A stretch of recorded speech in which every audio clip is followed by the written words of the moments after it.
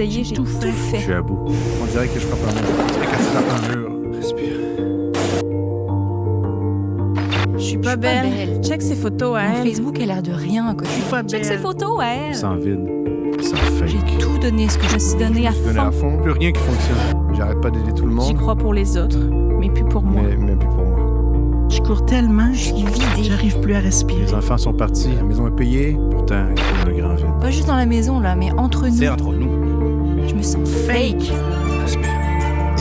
Respire. J'ai donné tout ce que je pouvais. Respire. Respire. Il n'y a plus rien qui C'est ça, fonctionne. je me sens vide. Tellement vide. Bon, Quelqu'un a trouvé le J'ai manuel? l'impression d'être dans une spirale. Comment reprendre le contrôle? Un manège qui Est-ce s'emballe. qu'il y a une porte de sortie à tout ce cirque? Comment on trouve l'équilibre? Respire. OK. Respire. North on Sheridan, 10-4 and 2893.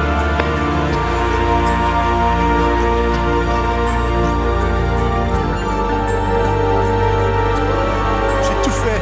Il n'y a plus rien qui Je fonctionne. te dis, j'ai essayé, je leur dis, je vais changer, promis. Je veux enfin comprendre. J'ai besoin. J'ai besoin de quelque chose de plus grand. J'ai besoin d'être changé. J'ai besoin d'être transformé. Bonjour, je suis heureux d'ajouter ma voix à cette série Transformée avec un message que j'appelle Transformé de la peur à la paix par l'arrivée du Seigneur ressuscité dans nos vies, notre nation, éventuellement dans le monde entier par son retour sur la terre. Et nous sommes tous d'accord que si jamais il y avait un temps où nous avons besoin d'une transformation de la peur à la paix, c'est bien aujourd'hui. La paix personnelle, la paix sociétale et ultimement la paix éternelle. Et quand je parle de paix ici, je ne parle pas seulement d'un sentiment de calme dans notre cœur. Je parle d'un bien-être général, ce que la Bible appelle le shalom. Je parle d'être joyeux, comblé, vibrante et productive malgré les défis. Tout rendu possible par Jésus, le Seigneur ressuscité. Car quand le Seigneur ressuscité arrive, tout est possible et tout change. Remarquons la transformation dans la vie des disciples dès que le Seigneur ressuscité arrive chez eux dans cette histoire, où nous trouvons les disciples ensemble après la mort de Jésus, derrière des portes fermées, enfermés, découragés, déprimés, avec leurs rêves et leurs visions cassées par la mort brutale de Jésus. Et là, ils craignent vivre la même fin atroce que lui. Et l'histoire débute avec cette phrase. En Jean chapitre 20, « Le soir de ce jour, qui était le premier de la semaine, les portes du lieu où se trouvaient les disciples étant fermées à cause de la crainte. » Wow! N'est-ce pas ça une apte description d'aujourd'hui? Les portes fermées à cause de la crainte.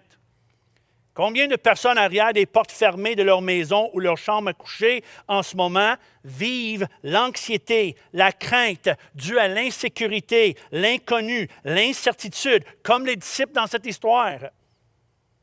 C'est peut-être votre cas. Non pas peut-être votre cas, mais probablement votre cas. Car il semble avoir un malaise général qui règne dans le monde en ce moment, comme régnait sur les disciples dans cette histoire. Et rien ne ferme plus rapidement et plus souvent les portes que la crainte. Et rien ne garde les portes fermées plus que la crainte, les portes actuelles et les portes virtuelles.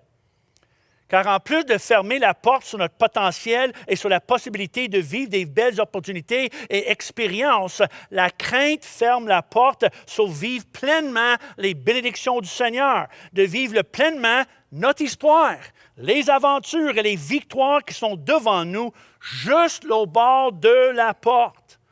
Mais la bonne nouvelle est, Jésus arrive.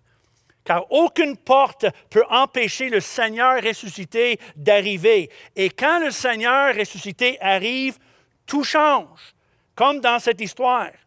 Les disciples vivaient dans la crainte, enfermés, renfermés, en arrière les portes, dû à la crainte, comme si Jésus était mort. Ils pensaient que Jésus était mort. Ils ont témoigné sa crucifixion. Mais là, il n'est plus morts. Et là, le Seigneur ressuscité arrive et tout change dans cette histoire. On retourne à l'histoire ici. Le soir de ce jour, qui était le premier de la semaine, les portes du lieu où se trouvaient les disciples étant fermées à cause de la crainte, Jésus vient. Le Seigneur ressuscité arrive sur la scène, se présenta au milieu d'eux et leur dit, « La paix soit avec vous. » Et quand il leur dit cela, les disciples furent dans la joie en voyant le Seigneur. Jésus leur dit de nouveau, « La paix soit avec vous. » Comme le Père m'a envoyé, Jésus continue, « Moi aussi je vous envoie. » Après ces paroles, il souffla sur eux et leur dit, « Recevez le Saint-Esprit. » Jésus a fait encore en présence de ses disciples beaucoup d'autres miracles qui ne sont pas écrits dans ce livre, mais ces choses ont été écrites afin que vous croyiez que Jésus est le Christ, le Fils de Dieu, et qu'en croyant, vous ayez la vie en son nom. Remarquable. L'avez-vous remarqué? Quand le Seigneur ressuscité arrive, il arrive avec la paix. 2 fois, Jésus leur dit, « La paix soit avec vous. » Et Jésus dit la même chose à nous, à vous, à moi, à ceux qui sont en arrière, les portes de leur maison, à tous les couples mariés, à tous les parents, les Québécois, les Québécoises, à tous les auditeurs et auditrices, tous les ados, tous les jeunes adultes, tous ceux dont la vie a été ébranlée et tournée en l'envers depuis mars dernier. Le Seigneur est là et dit, « La paix soit avec vous. » Le Seigneur ressuscité est là, pour vous et avec vous. Laissez-lui transformer votre cœur, votre monde, votre foyer, votre réalité. Car non seulement que le Seigneur ressuscité emmène la paix, mais aussi la joie. Ça nous dit, les disciples furent dans la joie en voyant le Seigneur. La crainte transformée en paix et en joie. Et en plus de la paix et la joie, les disciples retrouvent leur mission, leur raison d'être. Jésus arrive avec la paix, il arrive avec la joie, mais il arrive aussi avec une raison d'être, la mission. En disant, Jésus arrive avec cette parole, « Je vous envoie ». Une parole plus importante qu'on pense, car des crises existentielles sont à prendre au sérieux, ainsi que les questions comme pourquoi j'existe? Pourquoi que je suis ici? Quelle est ma raison d'être? Quel est mon avenir? À quoi je suis appelé? À quoi je sers? Ne sous-estimez jamais l'importance d'une mission, d'une signification, d'une raison d'être. Rien ne conduit plus rapidement vers la déprime, la toxicomanie, l'alcoolisme, la dépression que l'ennui, un sens de banalité ou futilité dans la vie. Que notre vie ne compte pour rien et pour personne.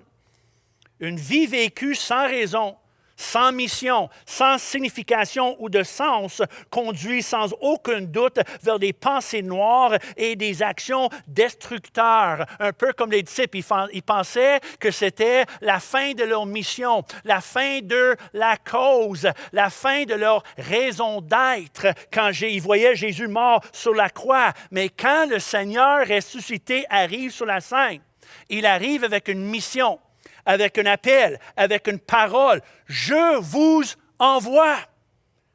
Vous êtes mes mains, mes jambes, mes yeux, ma bouche, mon corps, mes ambassadeurs. Votre vie compte. Votre voix compte parce que le Seigneur ressuscité est là. Il y a quelque chose qui vous attend à l'autre bord de la porte. C'est ça qu'il disait aux disciples. Ne laissez pas vos craintes, vos insécurités, vos anxiétés, vos appréhensions vous paralyser et voler votre mission, voler votre valeur, car votre vie compte.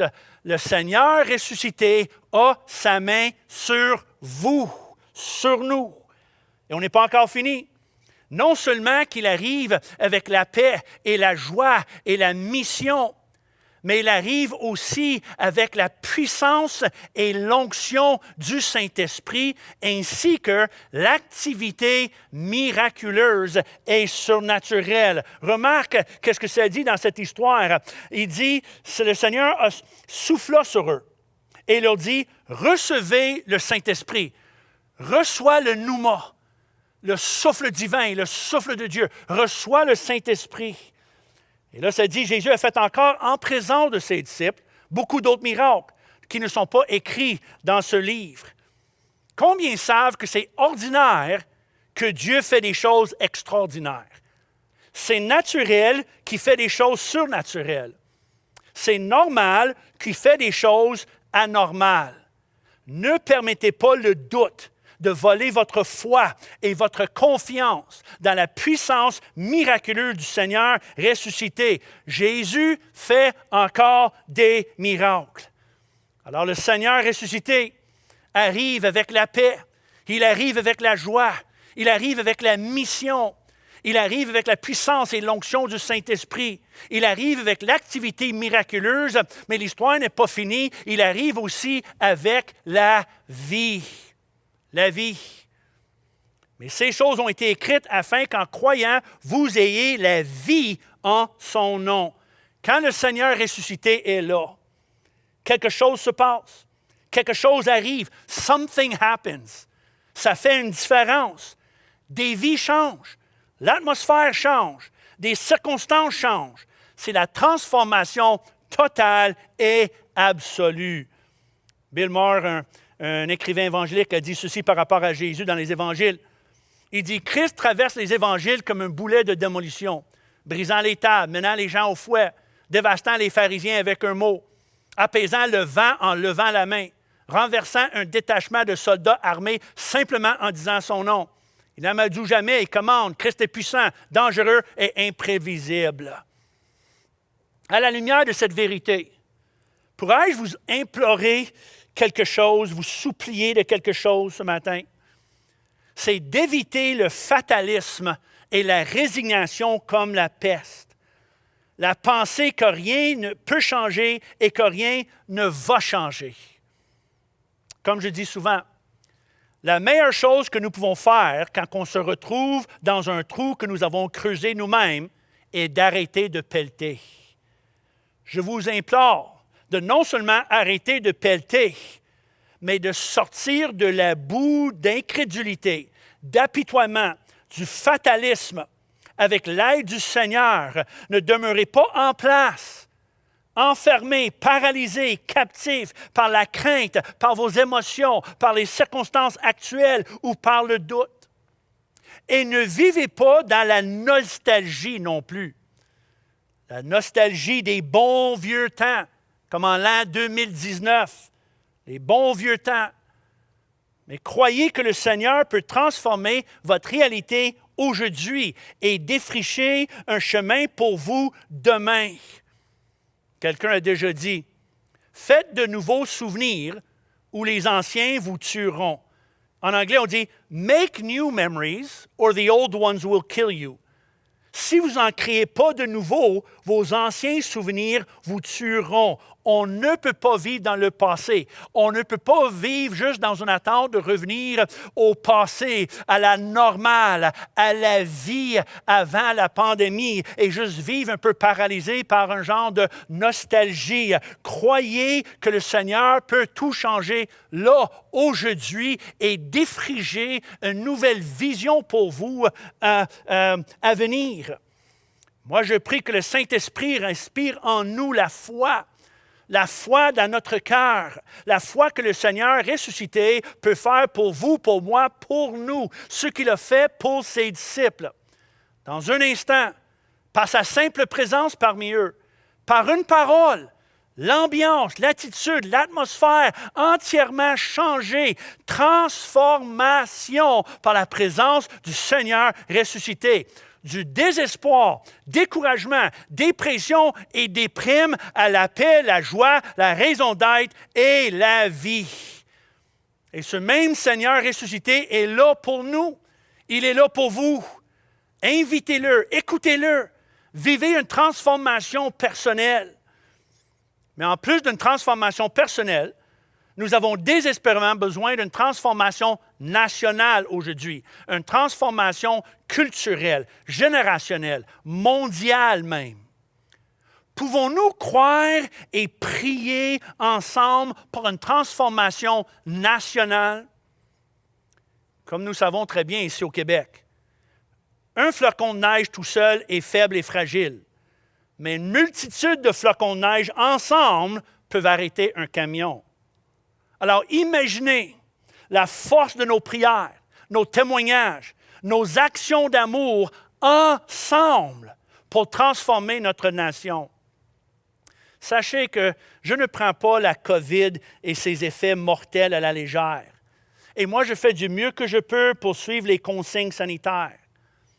Mais il y a bien des choses qui m'inquiètent beaucoup plus que la COVID en ce moment, comme la dégradation rapide de notre société et la manière que nous nous éloignons des principes et valeurs établis par notre Créateur est bien énumérée et expliquée dans ce livre, la Bible.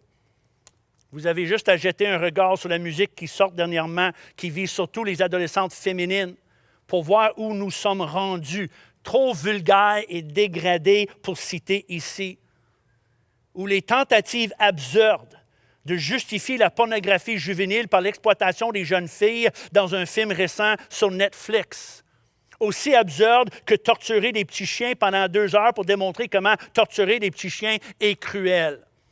Beaucoup est plus épeurant que la COVID et doit susciter en nous un certain outrage. J'ai écrit sur mon Facebook personnel il y a plusieurs semaines un article que j'ai nommé « Outragé », qui résume un peu cette pensée de notre besoin d'une transformation nationale et culturelle. Et dans l'article, j'exprime que l'outrage pour le racisme et la violence abusive est entièrement justifié et que l'Église doit être une voix contre la discrimination sous toutes ses formes et en tout temps. Mais dans l'article, je propose d'autres raisons pour lesquelles l'Église et les chrétiens doivent être non seulement outragés, mais attristés, horrifiés et incités à mettre leurs genoux à terre en prière et en repentance. Je nomme quelques-uns. Les centaines de milliers de bébés tués dans le sein de leur mère chaque année dans des cliniques souvent par année par le gouvernement, un holocauste annuel. Le fléau visiblement sans contrôle de la pornographie légale et illégale qui infiltre nos maisons, nos esprits, notre psychique et qui détruit des vies, des réputations, des mariages, qui affecte d'une manière horrible nos enfants et nos jeunes. Le trafic sexuel des jeunes femmes et des enfants. La dysfonction familiale et l'abandon de famille et des responsabilités maritales des pères. Les plusieurs dizaines de milliers de morts chaque année causées par une surdose de drogue, particulièrement les opioïdes, la dépendance à la drogue en général, qui est un symptôme et non pas une maladie. La confusion générée, surtout chez nos enfants, par les mensonges proférés au sujet de la sexualité et de la non-existence des genres, ce qui est complètement anti-biblique, anti-scientifique, anti-biologique et illogique. La glorification des styles de vie entièrement et catégoriquement proscrits par les Saintes Écritures. La vulgarité et la saleté obscène si évidente dans nos communications, nos divertissements, nos médias en général. Une société sans honte ni tabou. Le taux croissant de suicide chez nous, une des plus hauts sur la planète, probablement à cause de tout ce que j'ai mentionné précédemment. Et je dis ceci sans aucune intention d'être condamnatoire ou condescendant, mais avec compassion pour ceux qui souffrent de la dégradation accélérée de notre société et de notre culture. Il n'est pas mauvais pour l'Église d'être outragée de temps en temps pour les bonnes raisons. Évidemment, notre outrage ne devrait pas être exprimé par des poussées de cris, par des pancartes, par des vitres cassées et des émeutes chaotiques. Mais que nos énergies soient focalisées et canalisées dans l'intercession, l'évangélisation, l'amour en action avec des œuvres de compassion et de justice sociale qui offrent des solutions, des alternatives et de l'espérance. Et surtout dans la communication de la vérité, de l'existence de Dieu, l'amour de Dieu, le salut offert par son Fils Jésus et sa puissance pour guérir un cœur, une vie, un mariage, un pays. Dans le fond, Jésus et l'Église offrent la seule vraie solution pour tous ces maux, qui est l'arrivée du Seigneur ressuscité. Notre seul espoir pour transformer le cœur d'un peuple, d'une nation, c'est l'arrivée de Dieu, l'arrivée de Jésus ressuscité. Et quand je constate l'état de notre société aujourd'hui, ça me fait penser à une histoire intéressante et révélatrice trouvée en Daniel, chapitre 5, dans l'Ancien Testament de notre Bible, où nous voyons comment la décadence constante attire l'attention de Dieu. Nous avons l'histoire ici. Le roi Belchazzar donnait un grand festin à ses grands, au nombre de 1000. Il but du vin en leur présence. Belchazzar, quand il eut goûté au vin, fit apporter les vases d'or et d'argent que son père Nebuchadnezzar avait enlevés du temple de Jérusalem, afin que le roi et ses grands, ses femmes et ses concubines s'en servent pour boire. Alors on apporta les vases d'or qui avaient été enlevés du temple de la maison de Dieu. Ils burent du vin. Ils louèrent les dieux d'or, d'argent, d'airain, de fer, de bois et de pierre. Nous avons ici, dans ces quelques versets, un bref aperçu d'une culture qui, avec le temps, est devenue décadente, pornographique, idolâtre, débauche, matérialiste, sensuelle, immorale et moqueur, sans aucune trace de la crainte de Dieu. Je vous laisse faire les similitudes et les comparables avec notre culture. Mais éventuellement, une telle culture va vivre des moments qui les laissent angoissés et troublés dans leur corps, dans leur tête, dans leurs esprits, cherchant des réponses, un peu comme nous voyons encore dans cette histoire en Daniel 5.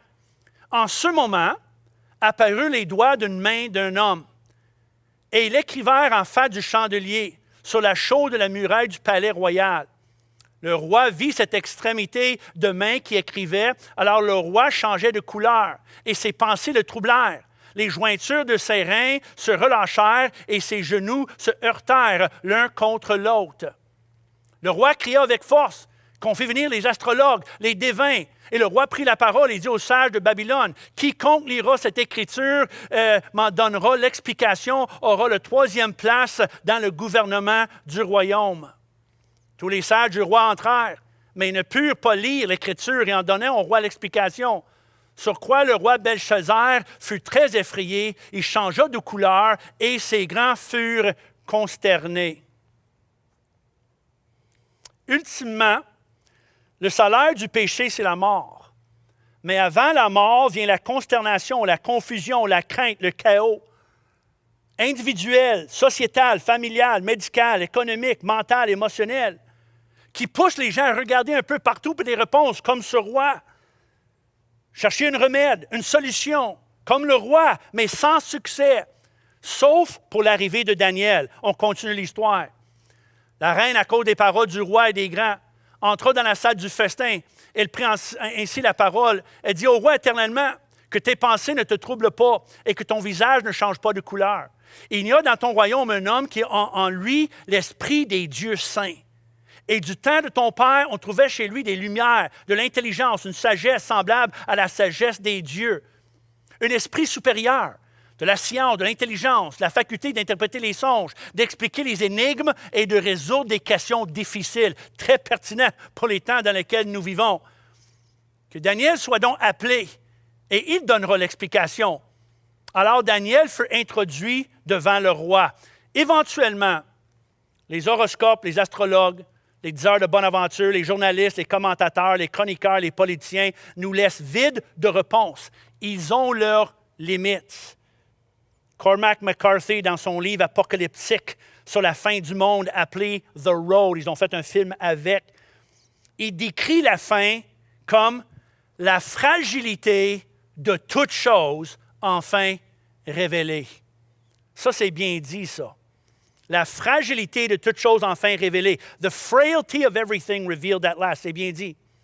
Car la terre et l'humanité est plus vulnérable et fragile et confus que nous croyons.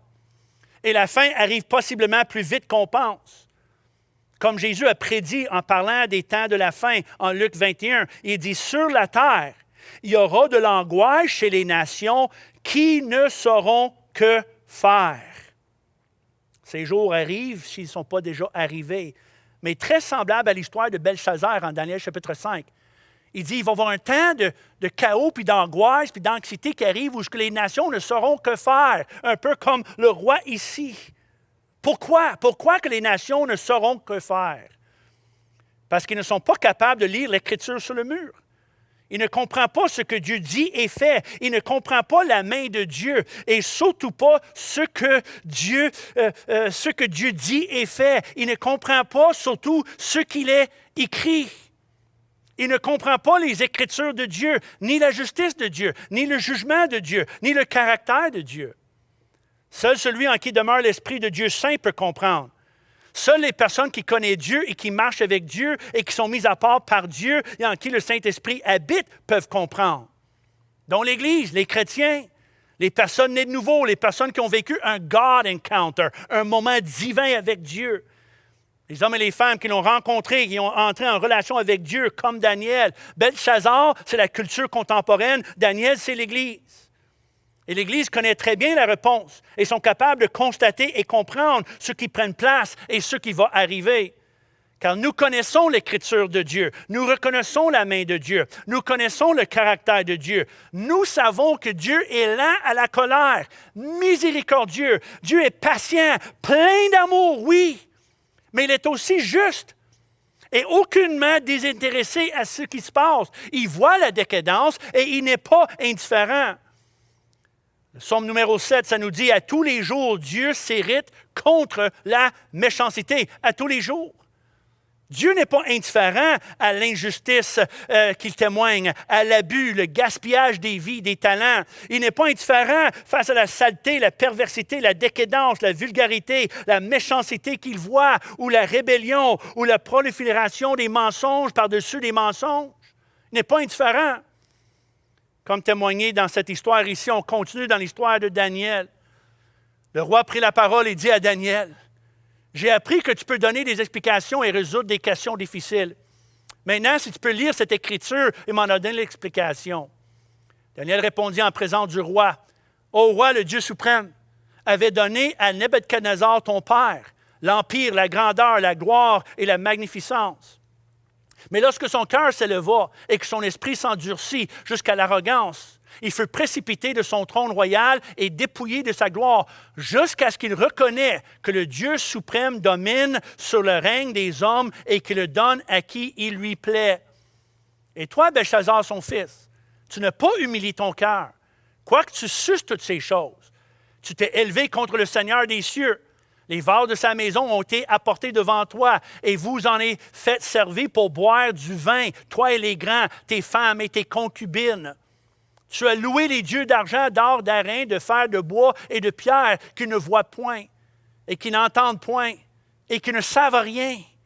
Et tu n'as pas glorifié le Dieu qui a dans sa main ton souffle et toutes tes voix. Et c'est pourquoi il a envoyé cette extrémité de main qui a tracé cette écriture. Et voici l'écriture qui a été tracée. Compter, compter, peser et diviser. Et voici l'explication de ces mots. Compter, Dieu a compté ton règne et il a mis fin. Peser, tu as été pesé dans la balance et tu as été trouvé léger. Diviser, ton royaume sera divisé et donné aux Mèdes et aux Perses.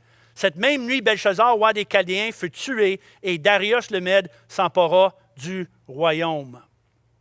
Ce fut trop tard pour Belchazzar, mais ce n'est pas trop tard pour nous, pour vous.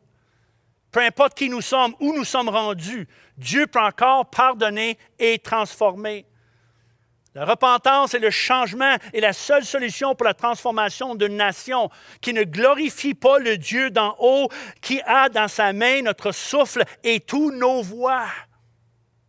Daniel révèle la raison des troubles, la racine des maux, mais aussi la réponse, la remède, un retour à Dieu, un retour à sa parole, par le don de la repentance, par l'humilité, par la reconnaissance que nous ne pouvons pas sauver nous-mêmes. Et que le seul espoir pour nous, pour notre pays, est l'intervention divine et une vague de repentance qui ouvre la porte à la faveur de Dieu. Et je ne raconte pas cette histoire d'un esprit moralisateur pour condamner la société ou avec une pensée que je suis mieux que qui que ce soit. Non, mais avec un désir d'être réaliste, les yeux ouverts. Nous n'allons pas bien. La fin arrive et nous ne pouvons rien faire sans Dieu. Il faut que la transformation vienne de lui, par sa puissance, sa faveur, sa grâce. Nous comprenons la racine du problème, mais nous connaissons aussi le remède. la puissance transformatrice d'un Seigneur ressuscité. Il est capable de transformer le cœur le plus corrompu et le plus dur. Comme dans cette histoire avec Moïse. Moïse a une rencontre, un moment avec Dieu, puis l'Éternel lui dit, « Mets ta main dans ton sein. » Puis il mit sa main dans son sein, sur son cœur, puis la retira. Et voici, sa main était couverte de lèpre, blanche comme la neige. L'Éternel dit, « Remets ta main dans ton sein. » Il remit sa main dans son sein, puis la retira de son sein. Et voici, elle était redevenue comme sa chair. Et si nous mettons notre main près de notre cœur, est-il possible qu'il sortira corrompu comme la lèpre aussi? La lèpre de la convoitise, de l'avarice, la colère qui vient de la déception, les frustrations de la vie, on comprend. La lèpre de l'amertume, la violence, déprime, l'apitoiement, jalousie, l'envie, la mélancolie, la paresse, la négligence, le doute et l'incrédulité, l'hypocrisie. Un cœur infecté par le microbe du péché qui est partout autour de nous. Soyons honnêtes. Quel est l'état du cœur de notre nation en ce moment? Quel est l'état de mon cœur? Dieu dit, donne-moi ton cœur, tel qu'il est. Je vais le transformer en cœur pur une fois pour toutes. Car rien que Dieu peut changer un cœur malade, infecté, corrompu et lépreux. Si vous êtes comme moi, parfois vous avez l'impression que le péché est inscrit dans votre cœur avec un stylo de fer. Comme Jérémie le décrit, le péché de Judas est gravé sur la table de leur cœur avec un burin de fer, avec un pointe de diamant. Un Éthiopien peut-il changer sa peau? Un léopard ses taches? De même pourriez-vous faire le bien, vous qui êtes accoutumés à faire le mal? C'est bien dit ça. C'est comme si notre péché est ancré en nous, impossible d'enlever, impossible d'effacer, comme si on ne peut jamais changer, pas plus qu'un homme peut changer sa peau. Et quand notre péché fait partie de qui nous sommes, de notre peau, nous sommes devenus tellement accoutumés avec, nous avons l'impression qu'il est impossible de changer. Et nous avons raison. Il est impossible, sauf pour Dieu. Rien que Dieu peut purifier un cœur et le guérir. C'est pour cela que nous avons tous besoin du Seigneur ressuscité, tous et chacun de nous, car nous sommes tous affectés, tous captifs de quelque chose. Nous sommes tous prisonniers de nos habitudes, nos circonstances, nos erreurs. Personne n'est exempt. Nous sommes tous dans le même bateau. Et nous avons tous besoin que le Seigneur fasse l'impossible avec nous, comme Jésus a dit dans cette déclaration renommée. Aux hommes, cela est impossible, mais à Dieu, tout est possible. La transformation d'une vie, d'une nation, d'un cœur est possible. De quoi qu'il parlait Jésus quand il a parlé, mais à Dieu, tout est possible? Il parlait de notre salut. Voici le contexte. Je vous le dis encore. Il est plus facile à un chameau de passer par le trou d'une aiguille qu'à un riche d'entrer dans le royaume de Dieu. Les disciples ayant entendu cela furent très étonnés et dirent, « Qui donc peut être sauvé? » Jésus les regardait et leur dit, « Aux hommes cela est impossible, mais à Dieu tout est possible. » Par un riche ici, il ne parle pas d'un compte de banque, mais parle de l'esprit indépendant, la personne qui croit qu'il n'a pas besoin de qui que ce soit, Dieu inclus. Comprenez quelque chose, nous ne pouvons pas être sauvés en fiant sur nos propres moyens, notre propre moralité, nos vertus, notre standing, car la personne qui pense qu'elle est bonne est moins bonne qu'elle pense. Et Jésus n'a pas dit que c'est difficile, il a dit que c'est impossible. Vous avez peut-être entendu parler d'une porte à Jérusalem appelée le trou d'une aiguille. Puis il y en a qui croient qu'il existe une porte, un genre de porte basse où un chameau fallait plier les genoux pour entrer, dont l'homme, il faut plier les genoux et pencher pour entrer. Il disait, mais Jésus voulait dire que, comme un chameau, il faut plier ses genoux pour entrer dans la porte d'une aiguille, il faut que l'homme s'humilie. Mais ce n'est pas vrai, cette porte n'existe pas à Jérusalem, ni aujourd'hui, ni dans le temps. Jésus parlait d'un véritable trou d'une aiguille. Une aberration, une absurdité. Un chameau qui rentre par le trou d'une aiguille, impossible, c'est absurde, exact, c'est une hyperbole, c'est une image un peu comique. L'absurdité d'un homme qui pense qu'il peut se sauver ou changer ou être transformé sans Dieu. Ce n'est pas un acte difficile, mais impossible, dont la réaction des disciples. Mais nous avons le témoignage biblique, le témoignage de l'histoire, des témoignages actuels aujourd'hui, des multitudes de personnes qui savent que Jésus est capable. Rien n'est impossible. Jésus peut sauver encore des vies et encore transformer des vies. Le Seigneur ressuscité rend la transformation personnelle possible, la transformation nationale possible. Puis en dernier, la transformation éternelle, non seulement possible, mais certaine et inévitable. Ce même Jésus, ressuscité, revient un jour bientôt pour la transformation de toutes choses pour toujours. La paix, la puissance, la joie, la vie que nous connaissons ici-bas avec Jésus, mais qui est souvent passagère, temporaire, changeant, sujet aux circonstances que nous vivons, est seulement un avant-goût. C'est seulement un avant-goût, un aperçu de ce que nous allons vivre quand le Seigneur ressuscité arrive sur la terre. Pour déclencher l'ère de l'éternité, comme bien décrit dans le dernier livre de notre Bible, où nous allons vivre l'ultime transformation, comme décrit par Paul en 1 Corinthiens 15. La transformation complète de nos corps et nos cœurs, la fin des larmes, la fin des douleurs, la fin de l'anxiété, pour toujours. Préparons-nous, car ce n'est pas que tout tombe en morceaux aujourd'hui, mais tout tombe en place pour le retour de Jésus. L'ultime transformation. C'est pour cela que Jésus a dit, quand ces choses commenceront à arriver, quelles choses? Les troubles, les angoisses, la confusion, les maux. Il dit, quand ces choses commencent à arriver, redressez-vous, levez vos têtes, parce que votre délivrance approche. La délivrance de quoi? La délivrance par quoi? Par la vie nouvelle, comme Jésus a déclaré à ses disciples. Ces choses ont été écrites afin que vous croyiez et qu'en croyant, vous ayez la vie en son nom. Croyez que Jésus est le Christ, le Fils de Dieu ressuscité, et vous avez la vie. L'apôtre Paul le dit de cette manière. Le salaire du péché, c'est la mort, mais le don gratuit de Dieu, c'est la vie éternelle en Jésus-Christ, notre Seigneur. Quel contraste! Le salaire du péché, c'est la mort.